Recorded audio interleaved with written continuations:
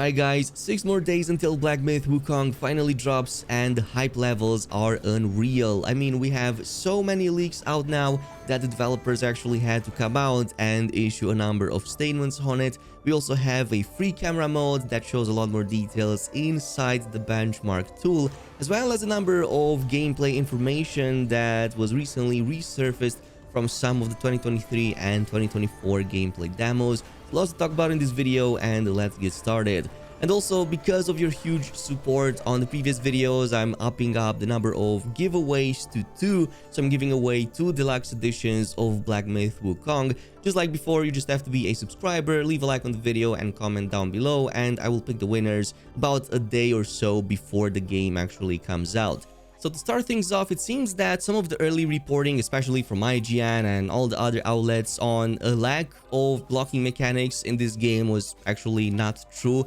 And there were some users that posted there are in fact 3 blocking mechanics, 3 different blocking mechanics that you can get access to that do different things. And some of them we actually have seen from different gameplay previews, like for example the dedicated block button called Flower Staff Technique. Holding this button allows you to block for several seconds, mainly used to block ranged projectiles. We have actually seen a full scene of that in the first ever gameplay reveal of Black Myth Wukong. We had that wolf enemy shooting a lot of arrows at the player character, and you could easily just deflect them with a quick spin of the staff. Looked really awesome, so that's one of the blocks.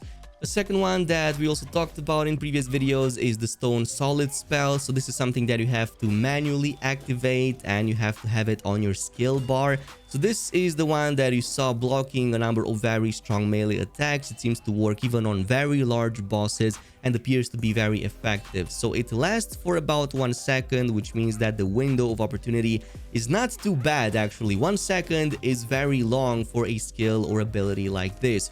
It will have a cooldown, but it seems that the cooldown can be reduced with either potions or with like armor sets to make it even stronger. However, according to the description, this spell isn't completely invincible against certain types of special attacks from some of the bosses. I would guess that maybe grab attacks can completely bypass it. And there's a third one, which is Parry in the Slash stance. A unique to this stance, the parry blocks all attacks while delivering a heavy strike. The trigger condition is to press the heavy strike of a light-heavy combo when attacked. This requires setting up with a light attack first. Just 1 hit is enough. So there you have it, folks. 3 ways to block. Never trust IGN ever again. So let's get started with some of the statements on the leaks. Of course, these were translated courtesy to some of the Reddit users, so huge thanks to them. Of course, they were also posted on Weibo, which is the site that these originally came from. But starting from this afternoon, because some game information has been leaked in advance, I have to come out and talk to you again. When PV08 was released, we have already expressed this concern. If spoiler information is known in advance, it is likely to damage the immersion and sense of role-playing when experiencing the game in real life. The charm of the story comes from the curiosity of the listeners. The reason why everyone can listen to it is because they don't know which character will appear in the story, where their conflicts come from, and what their respective motivations and endings are. If you deliberately destroy these mysteries and surprises for fame and other purposes, you are actually destroying the foundation of each new story, and all of the audience's differentiated expectations become meaningless because uncertainty collapses. As a product that has been forced to promote for a full 4 years, the setting and content of Black Myth have actually been seriously overdrawn from the beginning. How to protect the mysteries and surprises of the final product under the premise of so much content being released is a headache for the entire team and a nightmare that appears from time to time. And yeah, I can totally understand that. I mean, they've been putting years of effort into this only to have all the surprises ruined by somebody who wants maybe a few minutes of fame or who just wants to grift online, which doesn't really make any sense because those channels never persist for more than a few days and most of the time more than a few hours. Like, they get absolutely nuked with copyright strikes and channel deletions. So So I can see the frustration over here, but at the same time, this has literally been the norm with every single big AAA release that I have ever covered. Like, there's always a big or a number of leaks right in the week ahead of launch. The bigger and the higher the anticipation, the more chances for more leaks to happen. That's something that's almost unavoidable. Maybe Sony sometimes does a good job at avoiding spoilers because they have tighter regulations, but that is pretty much it. Most other developers can't really do that.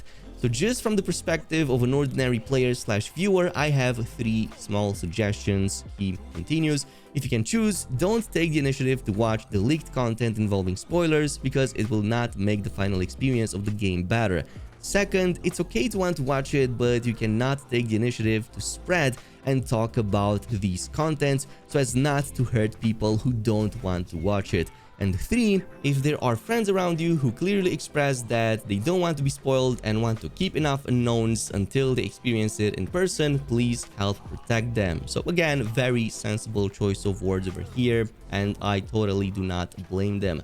There's also another post over here about the game's narrative, which is actually a really interesting post. Again, translated by the awesome folks over on Reddit, on the main Black Myth Wukong subreddit. So the translation, with the source of course being Weibo, it may be a very exciting week ahead. Gaming for leaks being a dilemma for the whole industry, it shows how eagerly people are watching you. But it really hurts too. While being unable to do anything about it, you have to reassure your colleagues to take it easy and be cool about it. The rationale behind Black, Myth narrative is not so hard to understand. The game's narrative is perhaps strongest at how you immerse in the story told. In the past 4 years, I have watched many videos on story analysis and read many discussions among gamers. Many of the guesses are so bizarre that they have exceeded my imaginations. There are lots of smashingly good ideas, some of which we have tried to incorporate into the game too. These 4 years of mutual support and mutual inspiration have been a long and wondrous experience for us.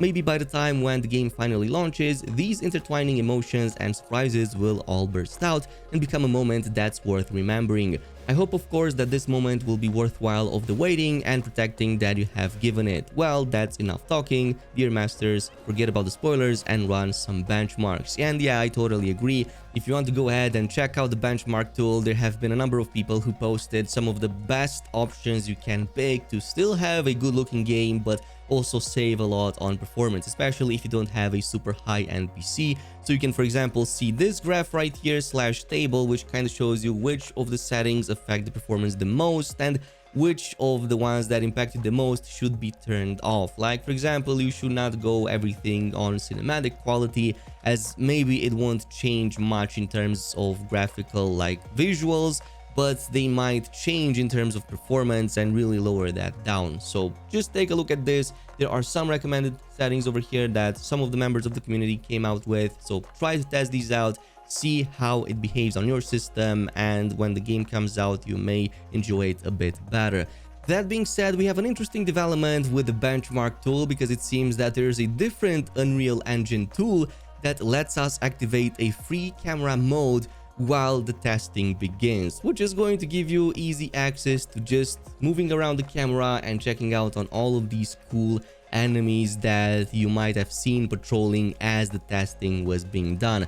Now, full disclosure, not really sure why they are so blurry on my system. I've seen some other people posting their own screenshots and they appeared fine, so not sure exactly what that is, but my graphics are set on max, so probably a depth of field effect that I cannot turn on yet.